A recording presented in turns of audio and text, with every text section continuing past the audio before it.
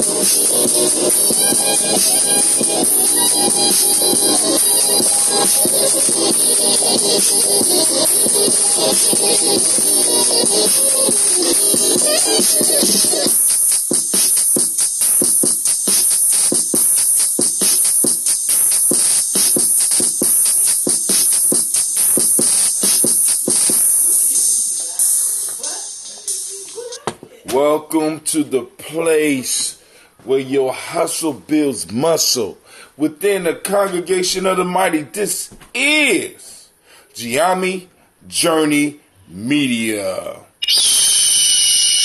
Come on, girl, say it louder. That's right. Thank you. Don't keep it down. Kids ain't sleep yet. This is a Heart of a Simple production, and right now we are on Tribal Quotes. And I want to welcome you. And this is the Heart of a Simple production. Where we strive to love your old paradigm.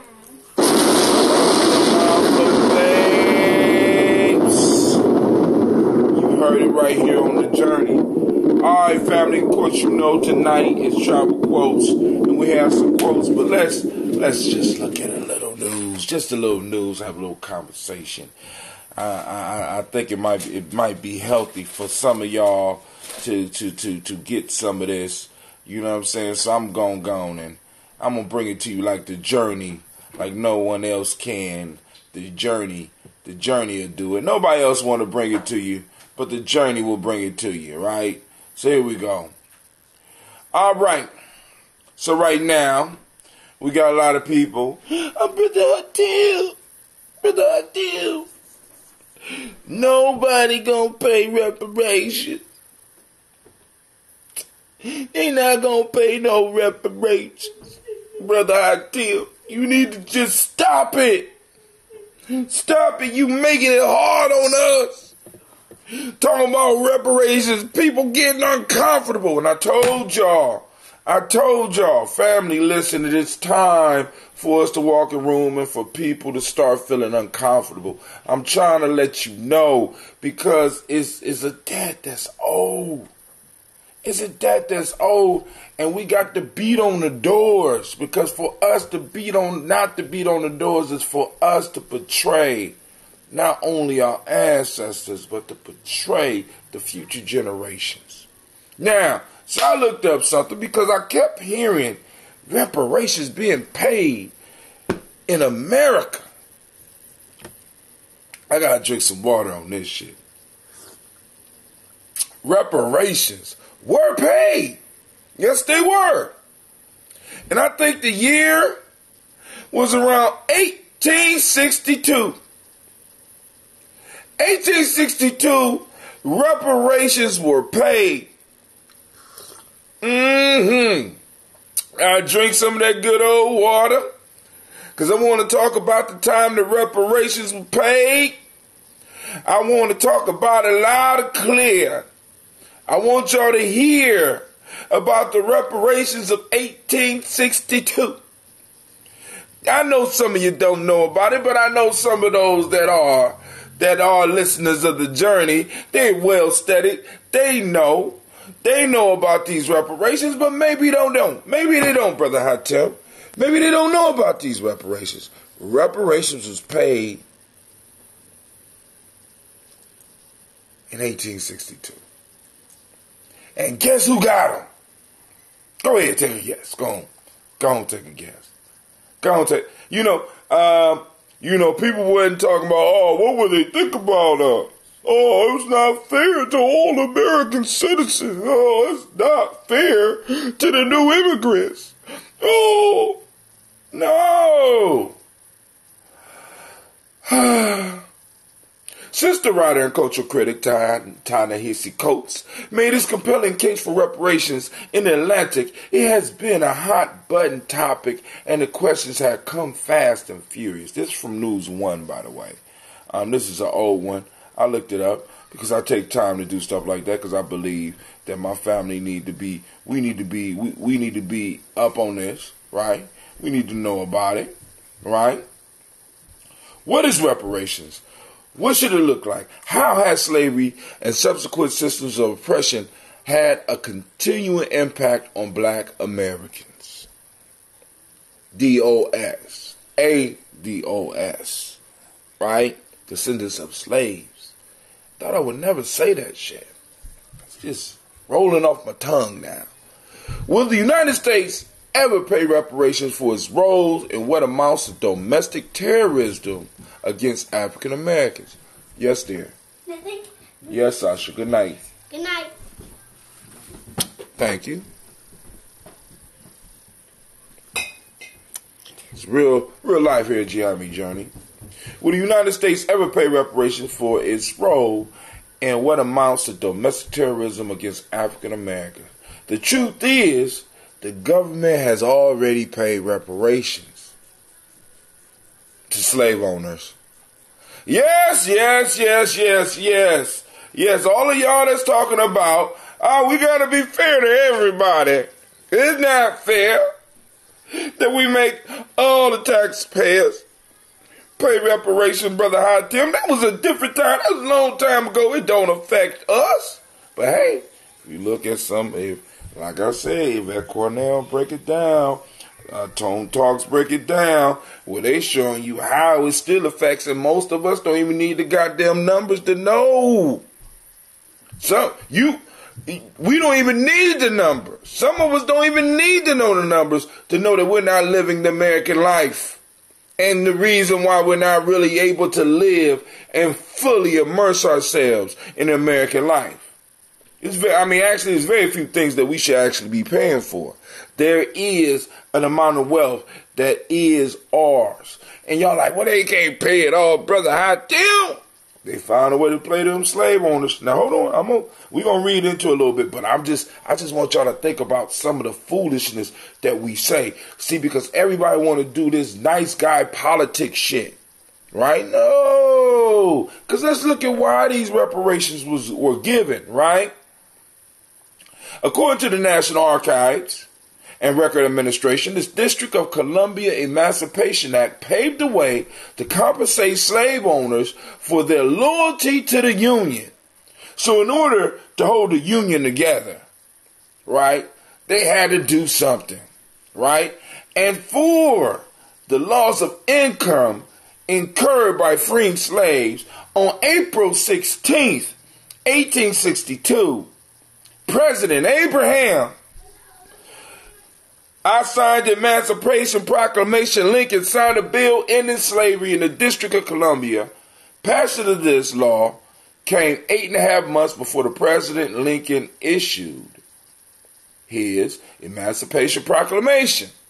The act brought to a conclusion decades of agitation aimed at ending what anti-slavery advocates called the national shame of slavery in the nation's capital.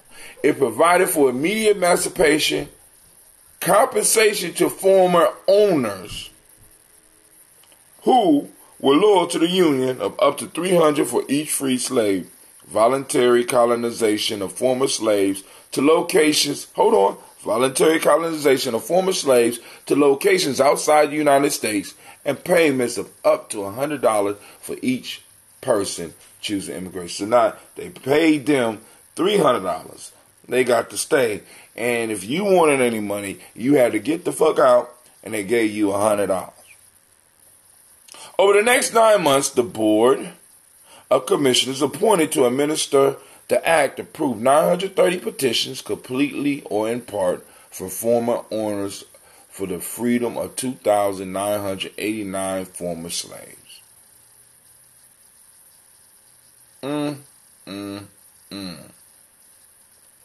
In exclusive comprehensive interview with News One, United States Representative Keith Ellison addressed reparations and the argument that the United States is legally liable to repay African Americans for slavery and its children, Reconstruction, Jim and Jane Crow,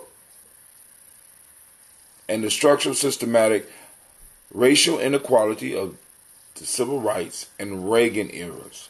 I say we need to study this stuff so we can dig into it and learn more about it. I mean, if 4 generations ago your great-great-grandmother was in an accident through no fault of her own that she didn't get compensated for, can you sue for that today? The law would say no because there's a statute of limitations on it. But if someone killed your loved one, can you sue for that? Well, yes, you possibly could, because the statute of limitation on that is quite a bit longer, if there is one. But before people start screaming for money saying, oh, look at what you did, we need to understand slavery more. They sold slaves on the National Mall. Presidents and leaders were afraid that when foreign dignitaries visited, they would see that and be embarrassed. There's documented evidence of that fact that I just stated. We were held in slavery longer than we've been free. I need y'all to keep that in mind. There are whole generations who lived their whole lives, had kids, and died. Those kids lived their whole lives in slavery, had kids, and died. Their kids lived their whole lives in slavery and died again. In slavery, there have only been about 4 generations after slavery, and we have to look at white society as well. How these institutions of oppression made good, decent human beings that God created to cruel despots. It supported patriarchy and sexism. It created this myth around white womanhood. These people became cruel and mean in order to preserve this institution. Everyone was affected. We have to go through the work to figure out what reparation is. That's what I'm arguing for. I think it would be an important journey for our nation. Bottom line, we're all Americans today, but you can't heal a dirty wound. You have to clean it out first. That was published. You can look it up. You know, of course, we got to do more research. Not just for the sake of reparations, but some of y'all need to read up on it, because this is one of the major issues that's going to be popping up. You're going to hear a lot of people speaking about taking our struggle very seriously. You know what I'm saying? Because a lot of time, like I said, man, we got these, oh, this was posted on May 31st, 2014. So we got to understand that before this, Ta-Nehisi Coates had published his case for reparations, which is something also we gonna dip in and start going through, because family, how can I put it? By us denying this and not bringing it to the forefront to have discussion about it, we are not exercising our political rights as American citizens. We are not exercising the rights of our ancestors that was denied. We're not respecting the rights of those who suffered during Jim Crow, and we are not respecting the passing or those that suffer harsh oppression after Jim Crow was supposed to be started. Those that suffered through redlining. We are not respecting those ancestors. You honestly think they wanted to leave here and not leave us something? You honestly think that is the way? That's not the way of natural man. The way we exist right now and the way many of us are living right now are not the way of natural man. We all strive to leave our progeny something. But all that, right, it's like, oh, that's just the way life is. We were just unlucky.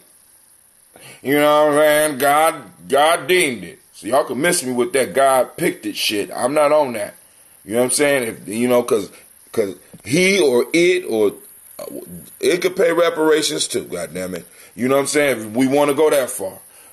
You know. So let's go over here. I got something else. So one more. Okay, now another thing is, right now people are losing their goddamn minds because they are getting their tax returns. They're doing their taxes and they're looking at those numbers and that shit don't add up.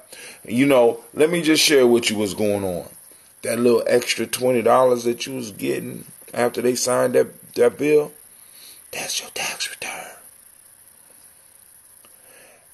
And I'm expecting a lot of people to wake up from this nightmare. Thank you, Great Pumpkin. Let's give a Great Pumpkin a round of applause, because he has done more for the movement than a lot of black people in the last 20 years. Because it's going to be a lot. Consciousness is going to be sprouting out of niggas' ears. They're going to be looking for some type of answers. See, sex ain't coming no more. We got to wake up. What's going on? Man, how am I going to go to the strip club and ball out on my once a year balling out when I can't? But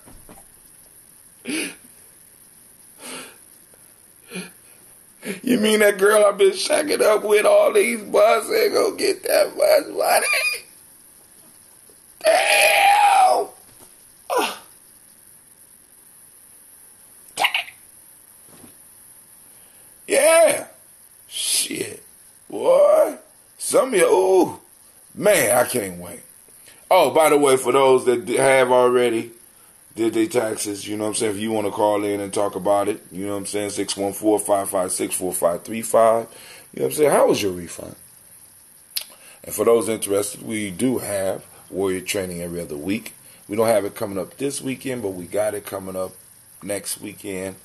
it was going to be a busy weekend, so it's going to be a lot of stuff. And then, of course, we have the mall coming up. But damn, a lot of y'all ain't going to get the money that y'all had, so you might not have enough money.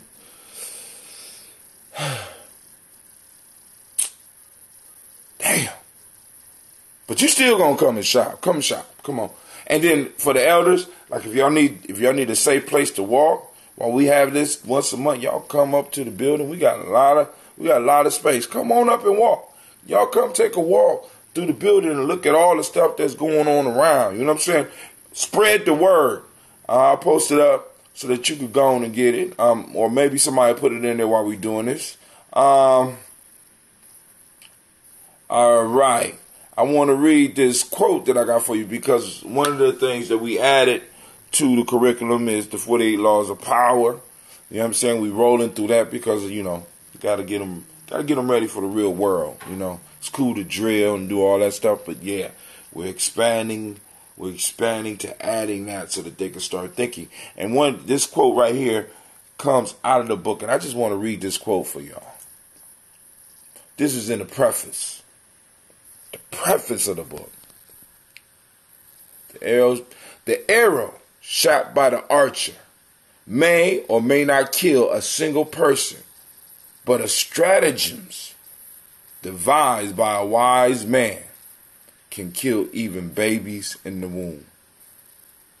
Now I'm gonna leave that one so that if y'all want to talk about it, but that's right on the Gye-Nyame Journey timeline. The arrow shot by the archer may or may not kill a single person, but stratagems devised by a wise man can kill even babies in the womb. Anna Mae, you better wake up.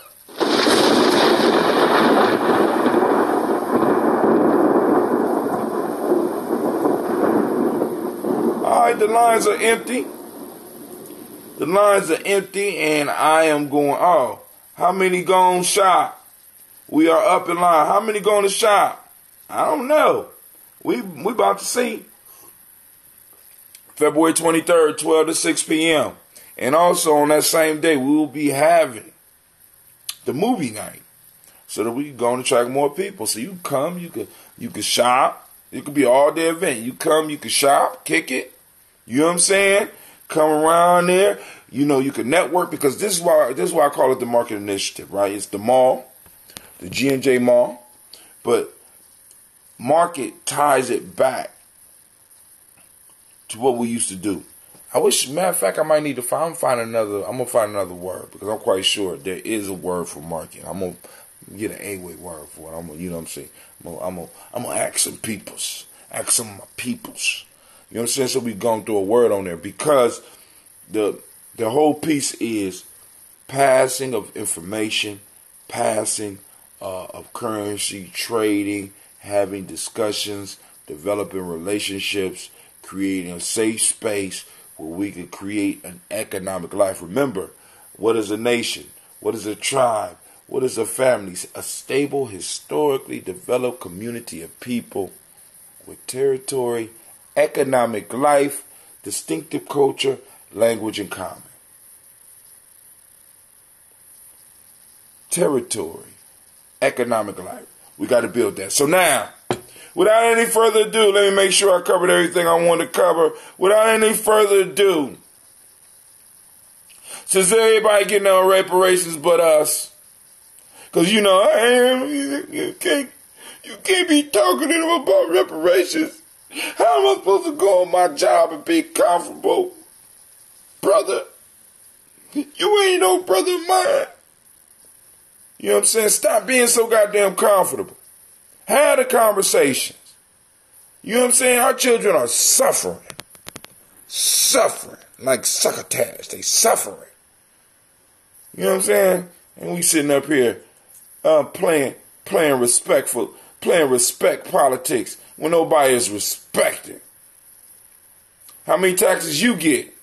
Oh man, I don't never get nothing anyway, so I'm not shit. We ain't super excited. We get a little nothing. Little or nothing. A little bit of nothing. That's what we get. You know what I'm saying? Shit. So I wasn't expecting a lot anyway. Hopefully we get enough to get a plane ticket so somebody could go to Ghana. You know what I'm saying? So, shit. You know, hey. It is what it is. Alright, so now, lines are open. Let me go and open up the book. For those that don't know, this is Gye-Nyame Journey Workbook. Travel quotes. It's compiled by Brother Hatem Gye-Nyame. As you see, this one is well used, abused, marked up, and bent up. You know what I'm saying? I mean, like I said, for those that's new to Gye-Nyame Journey, we've been going through this for you need to check. If you see on the title, we had 1,200 some odd shows just on the Gye-Nyame piece. Travel Quotes has its own page, but the reason I'm broadcasting on this is because I'm trying to unify all of the people that I have and start adding to that so the Gye-Nyame name sticks out above all the other names so that you can find all of the shows in one place, right? So that's why I'm going to start eliminating some of the streaming platforms that I'm on, because the ones that are not that successful and stuff like that, I do want to make sure that I keep. I don't want to have to let go of streaming on Hatem Gye-Nyame, but I'm gonna have to. You understand what I'm saying? I have to, because once again, I'm trying to do the tribal thing. I'm trying to do a community thing. We got to have media. We have to have media created by us for us, not by me for me. You know what I'm saying? So you're going to see, hopefully, Cleveland, some of his friends going to start a show. Maybe we get a show with some of the younger sisters, some of the older sisters having talks. Maybe we could have shows where brothers are having real talk between brothers. And you know what I'm saying? And then maybe we could do, because I always want to do a conscious soap opera. I want to do something, you know what I'm saying, where so many creative ways and so many different ways we can use this media without it breaking anybody. I've been listening to 21 Savage a lot.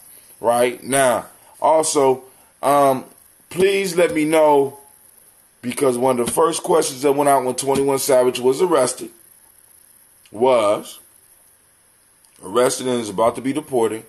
Where are all of these people who are screaming about about the borders violating people's rights, about the wrongness of people being deported? We got this black British dude that's about to be deported. Who is running to his aid? I want to know, because we need to publicize that. See, because if no one is running to the aid, what that show you once again is, as Dr. John Henry Clark says, we have no allies. We in the game by ourselves. And once we really start facing the reality, because family, the issue is we don't have individual people that don't want to help us. That is, I got family members that don't look like me, that don't have the same complexion as me, that don't have the same hair as me, right? That come from a whole different group of people. I have family members like that, people that I love like that. But I have to speak up for black folks, because on a holistic level as a people, we are so fractured and so looking for love. We like a damaged young lady out here running to every thug and no good motherfucker that she could find and getting slapped, and but they love me. It's my fault. It's something that I did, and we got to stop that shit. It's making us look bad, right? And it's bringing the worst out of everybody. So now, instead of the politics being like, when we take care of all Americans, we automatically take care of black people. No, I want to reverse this shit. I want, when you take care of black people, you automatically, everybody else is going to benefit. That's bottom line. That's how it rolls. When you take care of us, everybody else is going to be all right. This country ain't going to get right until you do right by us. You're going to do right by us. Putting it on you, America. Putting it on you. Right? Yeah, but Quasi said he been listening to 21 Savage. So let me know what that means. I have never I never heard the young dude. So let me know what that means. All right, so day 59. Damn, I've been ranting for half an hour. Damn. Time flies when you're having fun. All right. Try not to become a man of success, but rather to become a man of value. A child's life is like a piece of paper on which every person leaves a mark. Every time an elder dies, it is as if a library has burnt down. I'm going to start over. I didn't read who wrote them. Try not to become a man of success, but rather to become a man of value. That's from Albert Einstein. A child's life is like a piece of paper on which every person leaves a mark. Chinese proverb. Every time an elder dies, it is as if a library has burnt down. That's West Africa. All right. So, Quasi, if you still listening in, I'm going back to my Hootsuite because all of the stuff that I'm posting that you might be posting is not posting up. Can you give me a number, or anybody out there, give me a number between 1 and 3 so that we go and get this kicking off. This call is being recorded. Y'all know already, brother, I tell him to do it by itself. Somebody on the line. Who on the line? It's crazy. I'm still in the hookah. Is the music in the background loud? Yeah, it's cool. No, not really. Not really. Yeah, we can hear it now. But give me a number between 1 and 3. Give me a number between 1 and 3. And just chime in when you're ready. You said 1, 2, or 3? Yep. Say the first one again? Albert Einstein. Try not to become a man of success, but rather become a man of value. I like number 2, the one about the elders. No, that's number 3. A child's life is like a piece of paper on which every person leaves a mark. That's number 2. And number 3, every time an elder dies, it is as if a library has burnt down. So you want that? You want to start with 3? Yeah, I like 3. They all go hand in hand. They all go. They all. You can't have one without the other. That's right. Somebody else is just tuned in. Who is it? Lady J. I hope you heard the proverbs already, or do I got to read them all over again? Can I tell you what I've been up to? Yeah, go ahead. Go ahead. That I did. You better not start no shit. Tonight, I'm sorry? You heard me. You better not start no shit. Go ahead. Oh, no. Hold on. Let me get my, no, this is not starting any, and I know you're going to get on me about what I'm going to say, but it's okay. I'm not starting nothing, though. 2 seconds. I'm getting my headphones out. So tonight, last year I had, you hear my grandbaby in the background? Yeah, I do. What's up? What's his name? Her name is Mila. Neela? What's up? Mila, M-I-L-A, Mila. What's up, Mila? How you doing? Mila? Oh, hold on, let me, so she can hear you. Hold on, I feel. What's up, Miss Mila? How you doing? You hear him? Say it, hi, Tim. What's up, Miss Mila? How you doing today? Huh? Hi. I'm just looking at the phone, hi, Tim. Oh, that's what they do. We also got brother, Lady J, go on finish your story, but we also got Shaka on the line. Right, so tonight, I think I'll share with you guys that I teach ESL. My students come from all parts of the world. And one thing that I struggle with, or something that I've been being purposeful about, is making them feel comfortable in their skin, not feeling like, though I am immersing them in some English and, they're learning the American culture, but also making sure that they hold on to their own culture and individuality, and that they celebrate that. So tonight we put on an event we call ESL Family Night. We invite our parents out. We have a host of resources for them. So we have some immigration attorney in the building. We had immigration services in the building, translators, charity newsies, lots of different resources for them. And then we had a talent show. Because of the situation that 6 people have ruined it, I can't post any pictures, but I will say that I had probably 13 students who showed up. Well, I had many students who showed up, but I had about 13, probably more than that actually showed up and modeled their authentic clothing from their culture. Okay. So we had Ghana represented tonight. We had Ethiopia. We had Mexico, Nepal, Nigeria, and it was just a beautiful thing. Last year we served Pali food, but this year we served African food that was given to us by us, donated to us by an African restaurant. It was a huge success. And again, just watching, I told you I have a problem because I watch my kids try to fit into the mold of other people. And I watch them try to attach themselves to their culture and heritage quickly when they get, to our building, trying to fit in with the Gen Ed kids. But here, giving them an opportunity to celebrate that. Also watching my white coworkers wear African clothing. You know what I'm saying? Like, so today my coworker called me. She knows I wear cowboy boots 4 times out the week, and she says, I'm going to represent my culture tomorrow. I'm going to wear some, my cowboy boots. Will you join me? Well, my answer was no, because I was in my African garb all day long.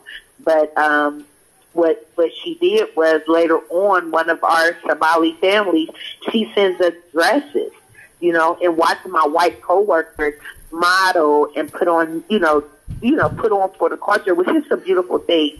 So I'm like late on 10, 11, 12, and 13, just happy that I'm able to celebrate with my family and give our students the shot. We only had one boy that participated, but when I tell you he was from Ghana and he was sharper than a nail, he was sharp, Hakim, sharp from top to bottom.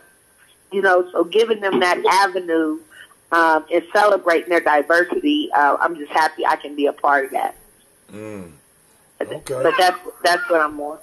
All right. Brother Shaka, you got something you want to share? You've been coming on and ain't been able to get a word in edgewise for the last couple of days, man. What's going on? Me? Yes, sir. How you doing today? I'm good. I've been tired, man. I've been tired the last couple of days. This week been pretty intense, so yeah. I'm just loving life right now, Getting in my car. It's probably kind of loud. Should get a little quieter now. Okay. But actually, let me start my car. All the little dinging and all that stuff about to happen. So I'm going to go back on hold for a couple more minutes. All right. Shaka, how you been doing, my friend? Brother, I'm wonderful right now. I'm stuffing my face. Stuffing your face is always good during recessive times. You understand what I mean? I feel you. So at this very moment, I'm enjoying some nice big plump chicken thighs that I know ain't all the way real, but sometimes you gotta pretend that things ain't what they is just to remain sane.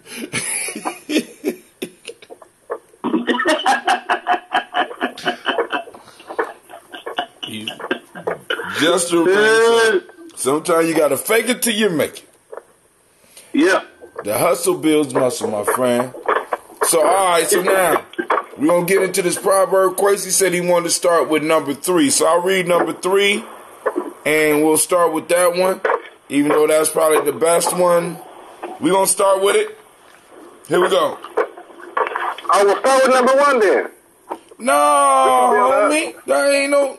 Start your car coming back on and changing your mind. Hey, real quick, I do need to give a shout out to Allende, who showed up and did my drum call tonight, as he is the Bob.com.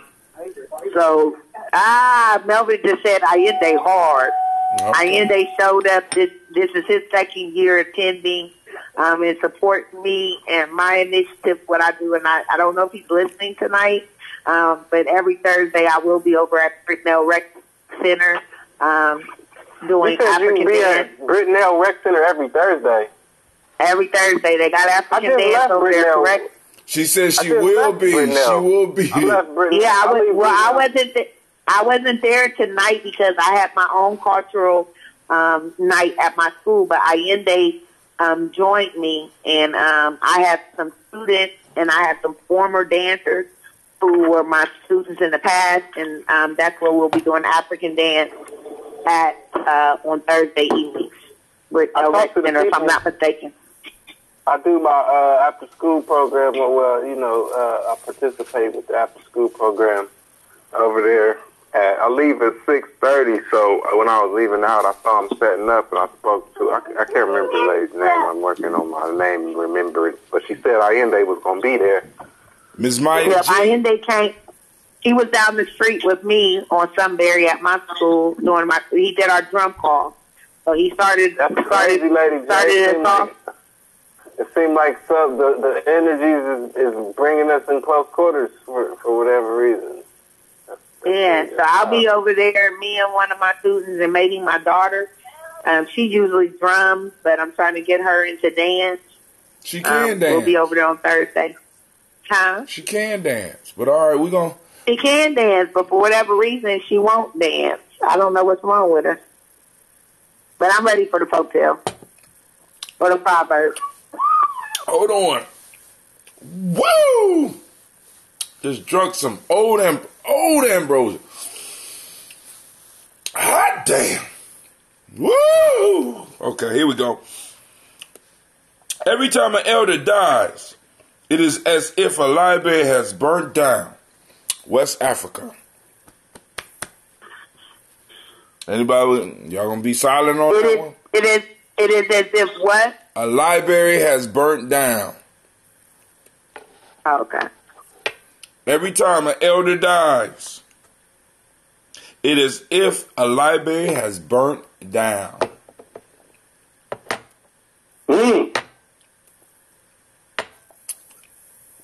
Come on now. Who want to tackle it? Who you want to tackle it? Me? Oh, hey, Hot Tim. That was you, Lady J? I know that wasn't you. That wasn't me, but it's self-explanatory. Yeah, that was but kind still, of self-explanatory. See now, but this is what we assume that everybody sees it the way that we see it. It's not. See, because it might be some Jews in it. This is why it's called wisdom minded. Don't be scared to get your shovel out and start doing some digging. Hashtag wisdom minded. We got to get deep into this one. Every time an elder dies, I want you to think about some of the elders in our community. And the way a lot of our elders are isolated and nobody's talking to them, nobody's getting that information from them about our time here. Now, we got elders that's been reading books for a long time. We got elders that's been gardening for a very long time. I got an elder in my life who told me about this stuff called, y'all ready for a listen? Black collard greens. I said, what? He said they're black collard greens. They're hard to grow. In the rows and stuff. They're more wild. So you got to go out into I got to take you out to places where I can show you where black collard greens grow. They're good for you and they're good taste. I said, I never heard of no black collard greens. I said, damn, that would be something good. Let me go and find some of this shit. Right? But the point I'm trying to say is I would have never heard about that if I didn't sit down and talk with an elder. So when an elder dies, the wisdom and the knowledge goes with him, and this is why it's important for us to sit at their feet and make sure that we getting some of that stuff. And a lot of our elders in our community presently now, because we don't have time, they keep us so busy. We ain't got time to talk with some of the elders about some of their experiences, and we're losing volumes and volumes of stories and tales and folk tales because we don't know what some of these elders been through. You know what I'm saying? Because like I said, go ahead. this one brings me back to Marcus Garvey, because a lot of the information that I read about him, because his wife took, she cleaned up the house and organized all his thoughts and had them published. So you imagine what the world wouldn't know about Garvey if she hadn't done that. Wow. Good point. You know what I'm saying? Getting that information, talking, writing, we got all these devices that we could be talking, and if they don't want to tape, you just remember some of the stuff so that you could pass it on. Because we are generational people. We pass information from mouth to ear. You know what I'm saying? This whole writing shit down, that shit is cool. But we need to be able to communicate and touch and feel and really enjoy somebody's presence and get the history. Because we don't got it all. We really need to see how some of our people were living 60 years ago, 30 years ago. Some of them could tell you how they was living 80 years ago. And we missing all of that. And because we're missing all of that... you know what I think, too? Let me finish. And because we're missing all of that, we are children that have no perspective about where we come from and where we are. They think it's always been like this. They run around here in a trap and don't even know they're in a goddamn trap. You in the den of the beast and don't even know it. Running around here loud and shit. Yeah, I'm thinking about what Lady J said, that it's kind of self-explanatory, and I kind of agree. Like some of the proverbs be a little like you kind of gotta dissect it to get the meaning out of it. The meaning is very evident, so like it's not just like extrapolating the meaning from it. It's also like applying it, finding the application of it. You know what I'm saying? So this one is more application heavy. You know what I mean? More application heavy. Because, like, my great-grandfather died, he was 92 or 3, and he died in, like, 2015. And I learned so much about him that I didn't even know. Like, at his funeral, he got a 22-gun salute.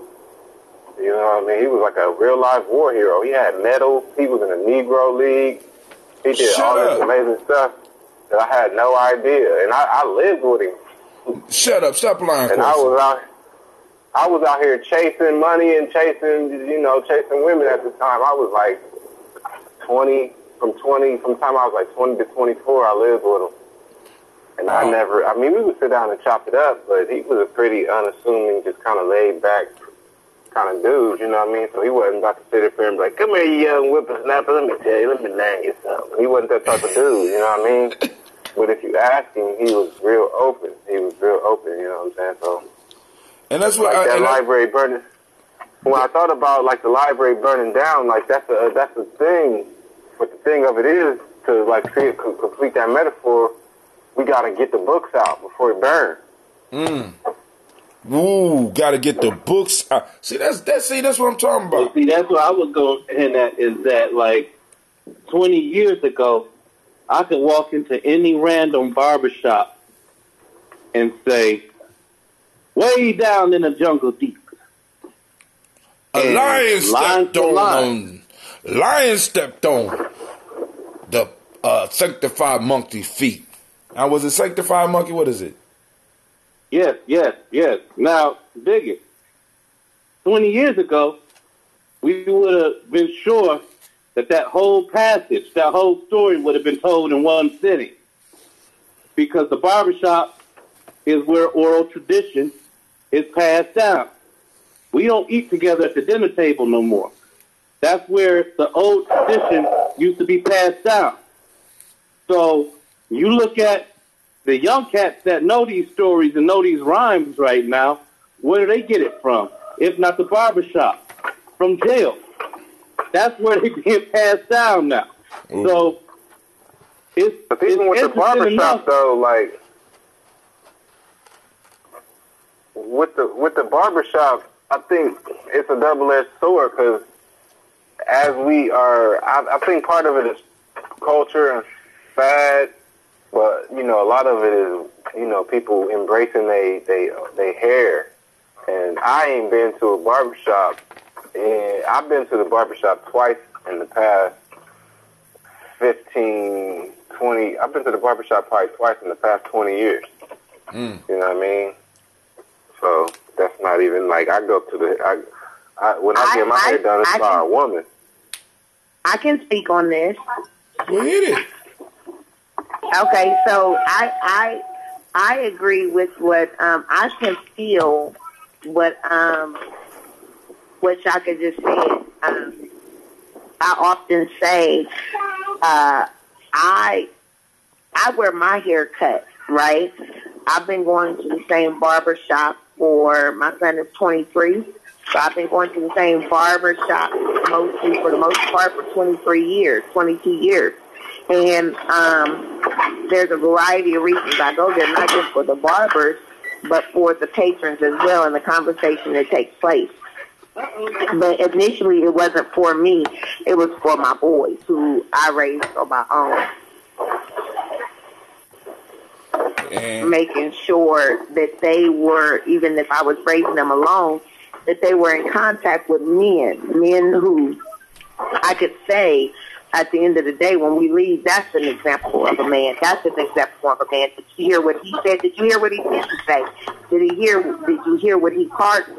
So I do think that, one of my reasons I keep my hair cut short, and I don't mind this because my conversation at the barbershop, the experience that my young son gets at the barbershop is something that is rewarding, fulfilling, and necessary, especially because, my father is deceased, my grandfather is deceased, and my biological father doesn't live here. So they don't get the luxuries that I get of hearing from him and, having him fill their cup. So I definitely hear and agree with Shaka. But one thing I did want to say initially when I heard the proverb, before I could hear what you said, it's like a library burn. I was under the impression that we were going to go with what we gained when we gain an ancestor. And though, we do lose that opportunity to hear about our past, right, and so that we can better understand our present, I think that there is also not a benefit, but there's a blessing to come when our ancestor is gone. And that blessing for me is you gain a guardian ancestor. But someone who watches over you and provides you with that guidance, provides you with that voice, that all-knowing, omnipresent, energy. Now, but I'm gonna say this: part of the culture is passed on from mouth to ear, and what if that's not passed on? I mean, because really, this whole libation thing, for a majority of us, was not passed on. We ran into it, not necessarily even in our families, but in extended families of individuals who was doing the research. You understand what I'm saying? So it's like what traditions from our personal family are we losing when we let these elders die alone? Because we're too. You know what else? Go ahead. Oh, you know what else comes to mind, that is that our friend Eddie Bayard is actually in a movie about Miles Davis with Don Cheadle called Miles Ahead. Is he? Yeah, he is. Who he play? Man, you gotta watch the movie. Man, is Eddie in the movie or Eddie in the movie? Eddie is in the movie. When I sat down in the movie, in the first 15 minutes, I was like, hold on a second. That sax player is my sax player. And people in the movie theater looked at me like, there you go. All right. There you go. You might as well say, way down in the jungle deep. The lion stepped on the sanctified monkey feet. And the monkey said, motherfucker, can't you see that you standing on my goddamn feet? Go ahead. So dig this. When the conversation came up about Miles Davis, of course, this is a movie about Miles Davis, but it's not about Miles Davis's life. It's like if you understand the jazz culture and you understand the art of storytelling, especially if you're going to tell a story about you and Miles. Like, if you sit down with Eddie long enough, Eddie got stories about every great that he's ever blessed the stage with, right? And a lot of his stories, Hatem, are passed down from the lips of those who lived it. So when you talk about jazz legends, Eddie Bayard has been on stage. Like, jazz legends call Eddie Bayard when they come into Columbus, Ohio, because they know he's bringing people and he's going to bring the vibration they need. So the piece is that when you tell a Miles Davis story, that's all it's ever going to be, because Miles was such an extreme individual. To try to embody his entire life in one film is impossible. So when you tell a cool-ass Miles story, that's exactly what Miles Ahead is. It's a cool-ass story about Miles. And everybody going to have a cool-ass story about Miles. And so I'm saying all of this because you look at all the cool-ass stories other people got about Miles and the events that he had taken, and then you listen from his own lips the stories that he has, the narrative that he owns. You understand? When that person dies, especially as a messenger, the loneliest place for a messenger is misunderstood. And when people continue to tell stories about you as in your own complexity, not just trying to sum you up in a flat story just to say, I knew Miles. And that's big. And if you imagine, like, everybody who you around right now, who you around so much that they start telling you a story, and you're like, oh, yeah, I already, you told me this one already. Now, hold on. Did I ever tell y'all my Miles Davis story? No. You ain't, I did. You was a musician. I had to sit down and tell you my Miles Davis story. Somebody called you Miles Davis? No. Seriously. I was walking down the street, and I stepped on this dude's foot. He said, motherfucker, can't you see? I'm standing on my goddamn feet. I guess you the only one that got that, Shaka. I'm going to leave it alone, man. But, hey, all right, so I put up there links so that y'all can support the journey, help us out with, you know what I'm saying, when you can or whatever. But now, so let's move on to the next proverb, because I just want to make sure that people know. Because, like Quasi said, this one is application heavy. This ain't, because these proverbs, I don't just want y'all just dropping them in a circle, saving them for a time when we sitting in a circle pouring libations and you trying to out quote somebody else and shit, right? Because you know how we get sometime. I got the quotes this year. No, we want the application. Find you an elder, man. Find you an elder. See, because in a minute, you're going to have to legitimize who the fuck you are to certain organizations, because I'm telling y'all, reparations is about to become a real part of conversations politically all over this country, and we are going to need to know who is with us and who is against us. So we're gonna have to be doing some lineage checks. You know what I'm saying? Hold on, nigga. Your lineage leads straight to the CIA. I ain't got shit to do with you, right? All right. So the next one, Lady J, one or two. Come on, ladies first. Lady J, what's up? One or two? One.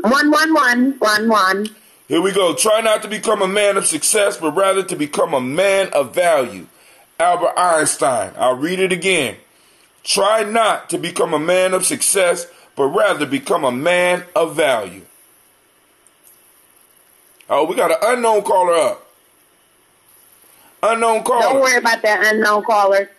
Don't worry. You know, that reminds me of a meme that I saw on a woman's page, and I'm going to misquote it like a mug, but I swear, in the 16 seconds that I read it, it made a lot of sense to me, and I hate that I'm about to butcher it, but oh well. It said something like, just because you know your worth doesn't mean they will value you.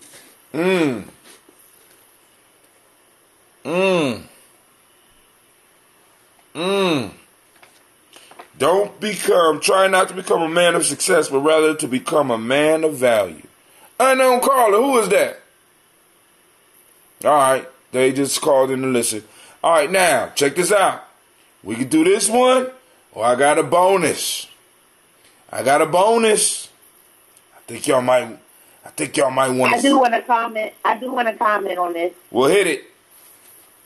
And this is relevant for me for this past week. We're dealing with the fact that I constantly put myself in the search. I need to read this Put Law of Power so that I can get my bosses off my back. But wait, time out. We're starting that at the Warriors training, and you know we meet every other week. But you go on and struggle with it by yourself if you want. All right. And so one thing that I heard at church, one Sunday, probably about a year and a half ago. We had a visit our prophet, and he said that, there's two sides of greatness. It's not your success, but when you can put someone else in a position of greatness, of success, it's not about you being great. It's not about you being a leader. It's about when you yourself can put someone else in the position to be a leader or to be great. And so I believe that gets at our values. Is it about us or is it about others? Is it about us or is it about legacy? Is it about us or is it about, basically the end result, right? The goal, the objective. And so that's what that made me think about, not to mention success. How do we measure success? Success for me, because according to you, I may or may not be successful, but in my eyes, I am, right? So that's a whole nother layer. You feel me? Mm-hmm. So if we're always chasing after this ambiguous term we call success, we're going to have some issues, right? But if we ground ourselves in our values, if we ground ourselves in our morals, if we ground ourselves in those things in which our ancestors, those lessons in which our ancestors have provided for us, it tells us what we should and what we should not do, and then we are well-grounded. But that whole idea of success, again, is ambiguous. Right. Well, help me put this together, because I'm trying to understand, because I feel like they're both parts of the same intersecting plane. For example, I think that being a man of success, in the state of success, and understanding that success is a process and it's a behavior, going about the process, step by step, and, it's a process. Now, to me, value is a product of that process. So how do we... Can we but success is different for all people. If what I find, what I may believe is success, right? Other people may be different for you. You may think you're successful, but then in my eyes, I might think you ain't shit. So success, that's why I say it's ambiguous. It's and not it's concrete. And so I remember my last words to this individual that I was dealing with. I knew her not to be a loyal individual and or whatnot. And I asked her one plain question, and that is, what do you bring of equitable value to my existence? Oh shit! I remember it. I remember this story, Shaka. I want to caution you. I don't know if I want to hear it again. So, but the piece is that she didn't have a good answer. You understand? Right. So the piece for me, it's a thing of. It wasn't a thing of do I value you or not. It's what process do you bring into my existence, or what product, or what benefit, value. Because the term value, it says try not to become a man of success, because that's about you. I believe it's, you know what I'm saying, that's personal. Like shit, it's open up for interpret, but rather become a man of value, because like I said, a man of value can be used by others. Something of value is something that is able to be used by others. Because one of the things we have to, like, for example, even with some of our elders, you know what I'm saying, when they be like, you know, you better respect me as an elder, be like, cool, you know, I want to respect you. I really want to show you the respect you deserve. But how many young people you put on in your time? You know what I'm saying? What value were you to people's lives?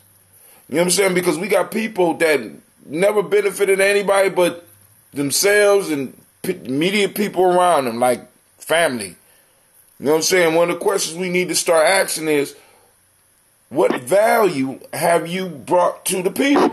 What value have you brought to your tribe? You know what I'm saying? Because it's like, you know, because that becoming a person of value, it's better than success. Because one, if you are a person of value, then that means that things are going to come your way. You understand what I'm saying? Success is like, you know, in my mind, I could be successful. Now, and then here's the other piece to that, Hot Tim, because we've been in situations, listen, I'm going to just jump right into it. What do you say when you bring somebody into your household and you basically ask them, so, you know, what do you bring to the table? And they like, listen, I can cook, I can clean, and then like $60 worth of groceries later, you realize that they can't cook worse. Right now, hold on. They really ain't about the cleaning thing for real. Not that they can't do it. That's just not. Can I bring up something real quick? I am a fan of Nigerian movies, and not the naughty Nigerian movies. There's this movie, this series that I watched called Native. Is it called Native Girl, Miley? Native Girl. And so in Native Girl, you have this well-learned. Is it soap opera? No, kind of, maybe. No, it's a series, though. It's a they do movies. They'll do movies in a series. You know what I'm saying? So you get on that movie, and if they make money off of that movie, they'll bring out a part 2. Yeah, okay. And so in Native Girl, this guy is well learned. He is Nigerian from whatever tribe, I can't remember. He's well learned. He's traveled to about 7 different countries, which he reminds us throughout the series. His mother has chosen him a wife. His mother chooses him a wife from the village. This wife that she chooses is beautiful. She has a banging body. She's beautiful, and she's the best cook in the tribe, amongst the tribe. So good of a cook that people come from far and near to try her food, right? So the mom goes ahead and takes care of it. So now the son is married to this native girl. Well, when the son meets her, she is unpolished. So he cannot stand her. And he, too, asks her the question, like, what do you bring? What do you have? And she tells him, like, shoot, I can cook, I can sew, I can clean, I can this, I can that. But because she doesn't speak English, and because she is truly native in her appearances And also in her, because he wants her to wear a wig, right? He goes out and buys her all these wigs. But anyways, at the end of the day, he has to learn that speaking English, being educated is not what really he needed, right? Or what really defined this woman, or what made her. You feel what I'm saying? Right. Like he was begging her by the end. He was begging her by the end because what she brought to the table, what she contributed, was something more valuable than what the woman who could speak English or what the woman who had went to school, what she could bring. You know what I'm saying? What she brought was I don't know. She brought things that could be valued. She brought an ability to actually run a home, while another individual only brought the ability to possibly help think through a problem. Which one? One of them you could sleep with for a night and then have to go somewhere else to get cleaned up. The other one you could sleep with and wake up and shit is done and your life is still straight. One was a wife, one was... Now going back to Shaka's piece, success is a lot of times in the mind. So the person can actually think they can cook. They might have had a few successes at cooking, but they are not, that is not where their value lie. So when they cook for other people, it's not really that, I could have did this ramen noodles with hot sauce. Everybody love my ramen noodles with hot sauce. Nigga, this is not valuable. You need to go somewhere else. You know what I'm saying? You wasting our food. I hear you. I mean, I just wanted to go back to that. Let's do number 3 because let's do the third proverb. The last one is, a child's life is like a piece of paper on which every person leaves a mark. A child's life is like a piece of paper on which every person leaves a mark.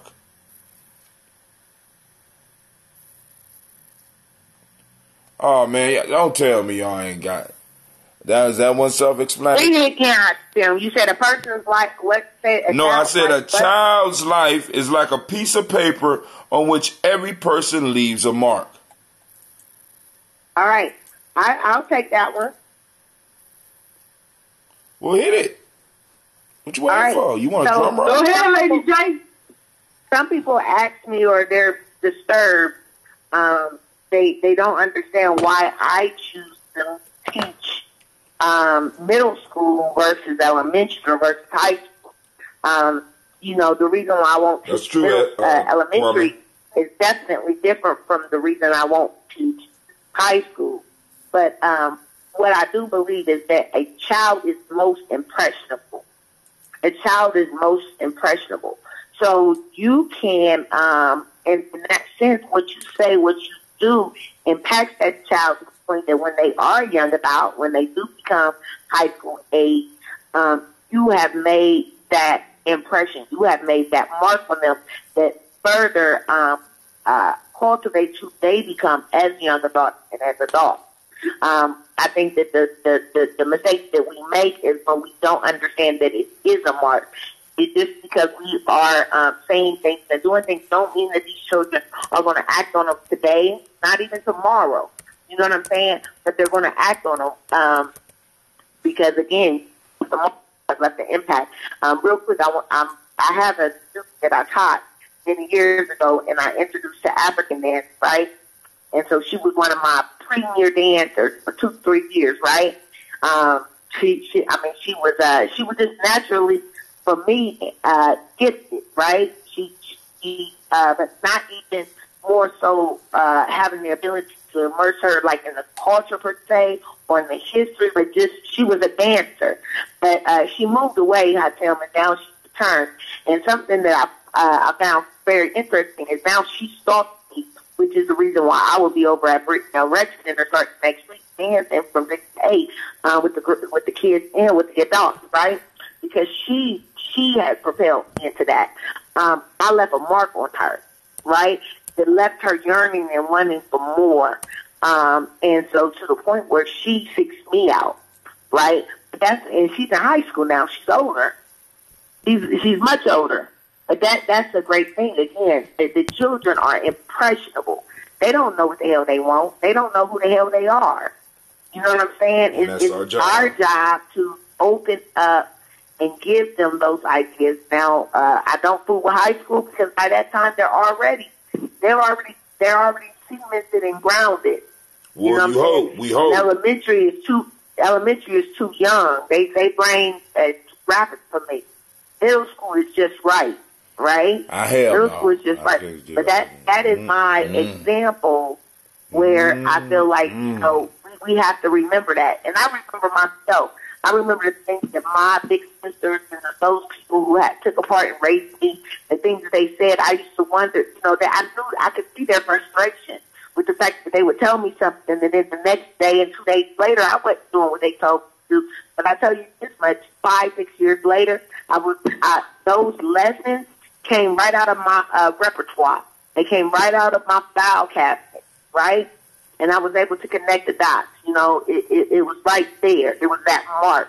And we should focus on leaving that mark. We should not just think that this generation is lost, or these kids are this and these kids are that, or when we speak to them, they don't react. We have to know that we are leaving a mark. We are leaving a mark. Okay. Now, here's a bonus one, then we're about to get off of here. I said it earlier, if you was listening. The arrow shot by the archer may or may not kill a single person, but stratagems devised by a wise man could kill even babies in the womb. Say that last part again. But stratagems devised by a wise man could kill even babies in the womb.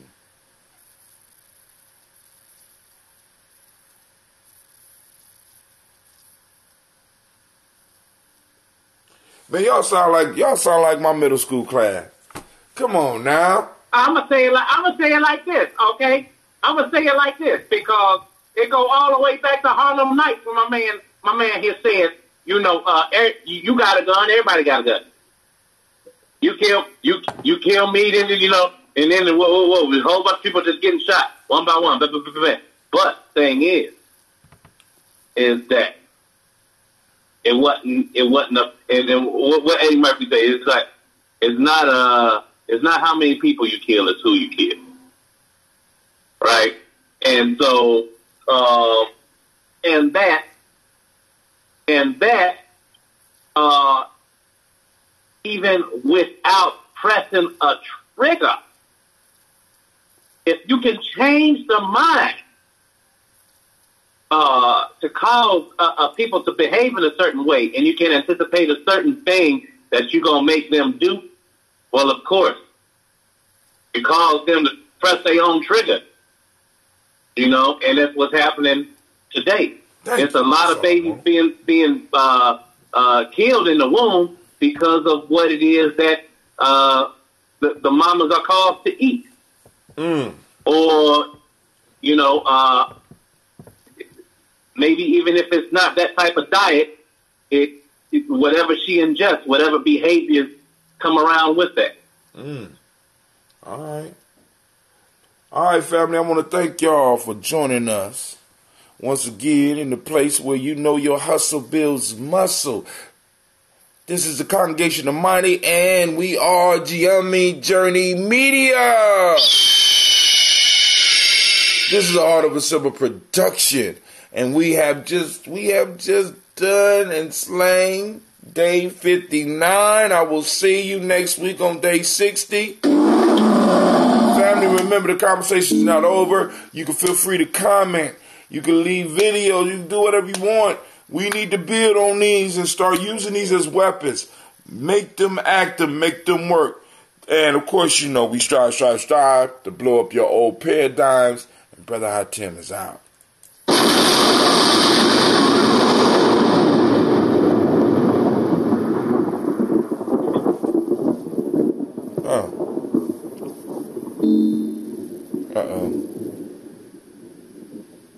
Uh-oh, I really messed up.